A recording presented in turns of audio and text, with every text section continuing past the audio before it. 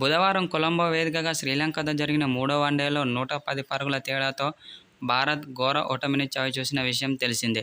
దీంతో 3 వన్డేల సిరీస్ను భారత్ 2-0తో సిరీస్ను కోల్పోయింది.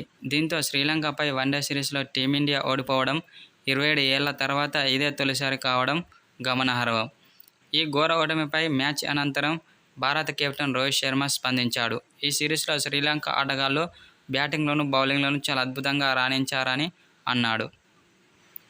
అయితే స్పిన్నర్లను ఎదుర్కోవడంలో భారత బ్యాటర్లు తడబాటుపై ఎటువంటి ఆందోళన చెందాల్సిన అవసరం లేదని, అలాగే ఈ విషయాన్ని మేము తీవ్రంగా పరిగణిస్తాము. వ్యక్తిగతంగా ప్రతి ఒక్కరూ సరైన గేమ్ ప్లాన్తో ఆడాల్సిన అవసరం ఉందని రోహిత్ శర్మ మ్యాచ్ అనంతరం పేర్కొన్నాడు.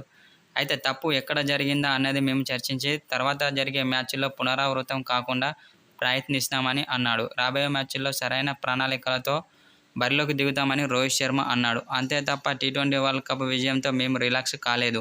ఇది పెద్ద జోక్ అని రోహిత్ శర్మ అన్నాడు. అయితే భారత్ తరపున ఆడుతున్నంత కాలం మేము రిలాక్స్ అవ్వమని రోహిత్ శర్మ అన్నాడు. ముఖ్యంగా నేను కెప్టెన్గా ఉన్నప్పుడు అటువంటి అంశాలకు అస్సలు చోటు ఇవ్వనని రోహిత్ శర్మ చెప్పుకొచ్చాడు.